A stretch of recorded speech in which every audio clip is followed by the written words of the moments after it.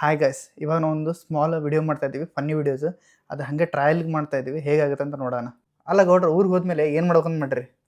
ನಾನು ಊರಿಗೆ ಹೋದ್ಮೇಲೆ ಒಂದು 2 ಎಮ್ಮೆ ತೊಗೊಂಡು ಹೇಗಿದ್ರು ಹೊಲ ಐತೆ 2 ಎಮ್ಮೆ ತೊಗೊಂಡು ಅದನ್ನು ಕಾಯಕ್ಕೊಬ್ಬ ಯಾರನ್ನಾದ್ರೂ ಹುಡುಕ್ಬೇಕಂದ್ರೆ ಇವಾಗ ಲೇಬರ್ ಚಾರ್ಜ್ ಜಾಸ್ತಿ ಆಗ್ಬಿಟ್ಟಿದೆ. ಅದಕ್ಕೆ ಸುಮ್ಮನೆ ನಮ್ಮ ಮಳೆ ಇದ್ದಾನೆ, ಅವ್ನಿಗೆ ಹೇಗಿದ್ರು ಸ್ಕೂಲಿಗೆ ಹೋಗ್ತಾನೆ, ಅವ್ನಿಗೆ ಒಂದೊಂದು ದಿವಸ ಚಾಕ್ಲೇಟ್ ಕೊಟ್ಟು ಸ್ಕೂಲ್ ಬಿಡಿಸಿ ನನ್ನ ಜೊತೆನೇ ಹೀಗೆ ಎಮ್ಮೆ ಕರ್ಕೊಂಡೋಗಿ ಅವ್ನಿಗೆ ಅದನ್ನು ಪ್ರಾಕ್ಟೀಸ್ ಮಾಡಿಸಿ ಇನ್ನೊಂದು 2 ಎಮ್ಮೆ ಅವ್ನಿಗೂ ಕೊಡಿಸಿ ಸಾಕಲ್ಲ, ಸೇವ್ ಆಗುತ್ತೆ, ಎಲ್ಲ ಆಗುತ್ತೆ. ಮತ್ತು ನೀವೇ ಮಾಡ್ಬೇಕಂತಿದ್ರ ಊರಿಗೆ ಹೋಗಿ?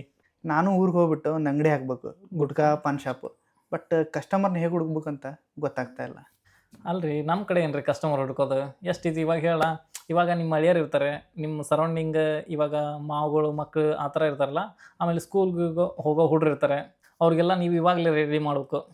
ಲೈಫಲ್ಲಿ ಏನಿದೆ ಎಲ್ಲ ತಿನ್ಬೇಕಂತ ಅವ್ರನ್ನ ಪ್ರೋತ್ಸಾಹ ಮಾಡಬೇಕು.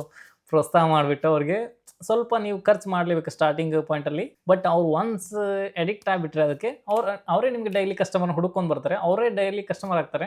ನಿಮ್ಗೆ ಲೈಫ್ ಲಾಂಗ್ ಜರ್ನಿ ಹೋಗ್ಬಿಡುತ್ತೆ ಸೇಲ್ ಮಾಡೋದ್ರಲ್ಲಿ. ಸೊ ಈ ಥರ ನೀವು ಕಸ್ಟಮರ್ನ ಬಿಲ್ಡ್ ಮಾಡ್ಕೋಬೇಕು ಡೇ ಬೈ ಡೇ. ಗೌಡ್ರ ಅನಾಹುತ ಇದ್ದೀರಿ ಬಿಡ್ರಿ ನೀವು. ಗೌಡ್ರ ಪ್ಲ್ಯಾನ್ ಅಂದ್ರೆ ಇದೆ ನೋಡ್ರಿ, ಅನಾಹುತ ಪ್ಲ್ಯಾನ್ ಐತಿ ನಿಮ್ದು. ಗೌಡ್ರ ಮುಂದೆ ಏನಾರ ಪ್ಲ್ಯಾನ್ ಇಟ್ಕೊಂಡ್ರೇನೆ? ಅದ ಇವಾಗ ಈ ಬಿಸ್ನೆಸ್ ಇವಾಗ ನಮ್ಮದು ಎಮ್ಮೆ ಕಾಯ್ದು ನಮ್ಮ ಹಳೆಯ ಕೊಟ್ಟಾಯಿತು. ಇವಾಗ ಮತ್ತೆ ಇನ್ನೊಂದು ಬಿಸ್ನೆಸ್ ಮಾಡ್ಬೇಕಂತಂದ್ರೆ ಅದಕ್ಕೂ ಅಮೌಂಟ್ ಬೇಕಲ್ಲ.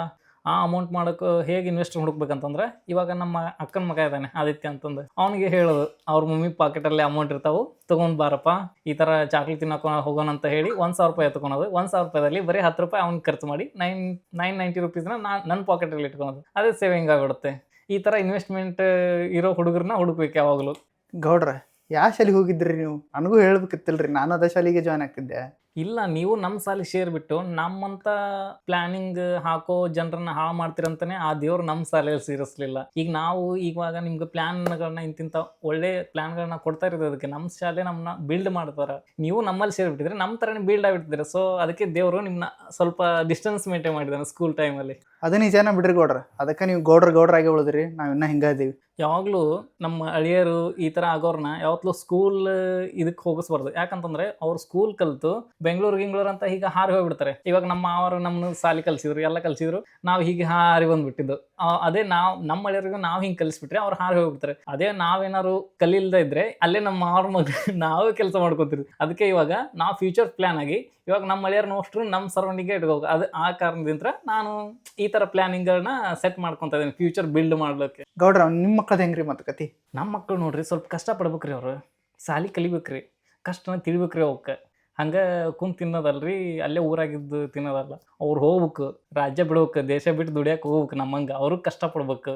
ಆ ಕಾರಣದಿಂದ ಅವ್ರನ್ನ ಸ್ವಲ್ಪ ಸಾಲಿ ಕಳ್ಸೋದು. ಇರ್ಲಿಕ್ಕಂತ ನಾನು ಎಲ್ಲಿ ಕಳಿಸಿದ್ದೆ ಅವ್ರನ್ನ. ಇದೇ ಫಸ್ಟ್ ಟೈಮ್ ನೋಡ್ರಿ ನಿಮ್ಮಂಥ ಗೌಡ್ರನ್ನ ನಾನು ನೋಡಿದ್ದೆ. ಹಳೆಯಾರಿಗೆ ಬಂಗಾರ ಅಂತ ಮಾವಾರ ಸಿಕ್ಕ್ರಿ ನೋಡ್ರಿ ನೀವು. ಇವಾಗ ನಮ್ಮ ಹುಡುಗರು ಕಷ್ಟಪಡ್ಬೇಕು. ಈಗ ನಮ್ಮ ಅಕ್ಕನ ಮಕ್ಕಳು ಇವರೆಲ್ಲ ಸ್ವಲ್ಪ ರೆಸ್ಟ್ ಹೋಗ್ಬೇಕು. ಅದ್ರ ಸಂಬಂಧ ಅವ್ರನ್ನ ಸ್ಕೂಲು ಅವನ್ನೆಲ್ಲ ಬಿಡಿಸಿ ಸ್ವಲ್ಪ ಊರಾಗ ಅವ್ರನ್ನ ಬಿಡಬೇಕು.